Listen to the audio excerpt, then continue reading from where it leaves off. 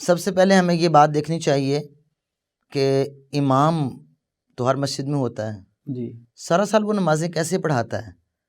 جی اگر ہم سارا سال اس کی صورتیں اس کے کچھ کلام سنتے ہیں تو ہمیں یہ مائنڈ کلیئر کرنا چاہیے کہ رمضان میں پورا قرآن تراویح میں ختم کرنا فرض نہیں ہے. صحیح. جب یہ اللہ تعالیٰ نے فریضہ ہی نہیں رکھا کہ آپ نے پورا قرآن ختم کرنا ہے جی جی تو پھر ہم اس تکلف میں کیوں جائیں گے کہ ہم نے مصحف اٹھا کر ہی پورا قرآن ہی ختم کروانا ہے. صحیح. ویسے تو آج کل حافظوں کی تعداد اتنی ہو گئی ہے کہ ان کو مسجدیں نہیں ملتی. جی بالکل. تو ہم نے ضروری کسی ایسے آدمی کا اہتمام کرنا ہے کہ جس کو قرآن پورا نہیں آتا، اگر سننے کا ذوق بھی ہے جی جی تو ہم ایسے حافظ تلاش کر لیں. آج کل کے دور میں بالکل مل جائیں گے. بالکل. اگر نہیں ملتا جی تو ہم اتنا سن لیں جتنا اس کو آتا ہے.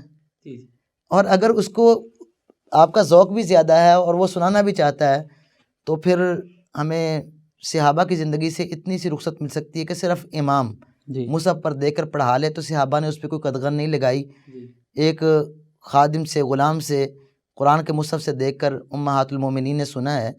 صحیح. اگرچہ اس روایت پر بھی بعض لوگوں نے کلام کیا لیکن اس کی کچھ نہ کچھ امام کے لیے صرف رخصت نکال سکتے ہیں. لیکن یہ کوئی بہتر بات نہیں ہے. بہتر بات یہی ہے کہ جو رسول اللہ صلی اللہ علیہ وسلم کے دور میں تھا، صحابہ کے دور میں تھا، کہ مصحف دیکھ کر نہیں پڑھا جاتا تھا نمازوں میں بلکہ زبانی قرات ہوتی تھی. اس کا یہ اہتمام ہونا چاہیے. لیکن اگر کسی نے مصحف دیکھ کے قرات امام نے کر لی ہے تو اس امام کی حد تک تو ہم رخصت لے لیں گے، نہ کہ اس کو دلیل بنا کے سارے مقتدی بھی اٹھا کر کھڑے ہو جائیں. یہ دلیل نہیں ہم نکال سکتے.